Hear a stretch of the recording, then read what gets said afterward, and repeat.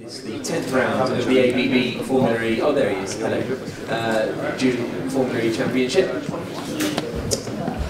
And Nick, we'll start with you. You're first to sit down, so you get the first question. Yeah, first. Yeah. Are you looking forward to taking part in this historic race? Yes, massively. I live nearby, less than half an hour away from here. For me, it's one of the most beautiful cities in the world. All that makes it more special, and as you say, the fact that there's been no circuit racing here for more than 60 years is even more special and unique. Do you come into Zurich a lot then, if you're only 20 minutes away? Are you always here? Yeah, not all the time. It's more like you plan to come here more often because there's so many nice things to do. But in a day-to-day routine with the 3 kids at home, we don't come as often as we like, but I enjoy it a lot. Okay, and in terms of your season, Mahindra started... Next question. Yeah. Sébastien, we'll move on to... let's have a little word about your season then. For the whole team, it's sort of slipped away in the last few races, do you feel? Do you know why that is? I think it's not as negative as it looks. Felix, I think it's fair to say, would have won the home race. He was confidently leading and then had a technical issue. So no point there. But the 2 races afterwards, I think it's fair to say that we struggled more than normally. Afterwards it's like you can tell yourself, okay, I didn't do a perfect lap, had a little issue here and there. But on the other side, this also happened previously. It's not easy to do a perfect lap, but then we were still in a position to be in the front or charge forward. Yeah, so I think it's fair to say that the last couple of races haven't gone to plan. We're obviously trying to understand why that is and hoping to turn things around here in Zurich. Best of luck, Sébastien. Turning to you, did you ever think you'd be at a press conference for a race in Switzerland? Never. Yeah, I grew up in Switzerland and I was racing go-karts not too far from here, a place called Wohlen, you know, the people in Switzerland will know. And I could never really dream of one day having the opportunity to, you know, sit here and do this race.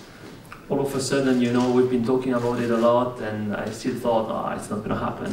And here we are, just the day before the event. It looks great, the location is amazing, so I try, you know, to do my best, but I try to enjoy, you know. I want to enjoy that day as much as I can because it's going to be a very important day, you know, in my career. And can you win the race, do you think? I hope so. You know, the last 2 or 3 races we've been doing better, but like Nick has said, it's not easy from qualifying to the race with the level that we have now in the championship to constantly be at the top. You have to make sure you have a good qualifying, and then that everything from lap 1 to the finish lap is going perfect. You know, now the pit stop is also something big that we didn't have in the past. There is many ways to not get a good weekend out of the day, so it's going to be important to focus on all the small details and make sure we nail them properly.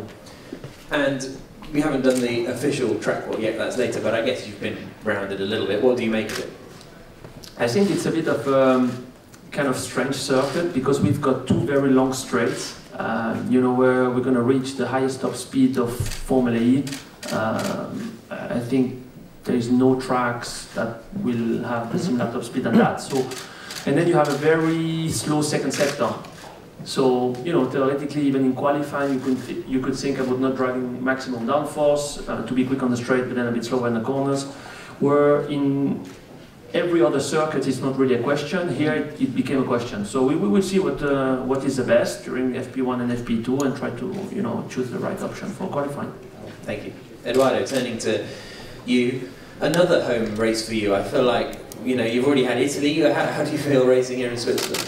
Well, as an Italian and Swiss guy, you know, obviously I've got the chance, you know, to race like twice in my home, let's say, home countries. And yeah, like Seb said, grew up in Geneva, was born in Geneva, grew up there.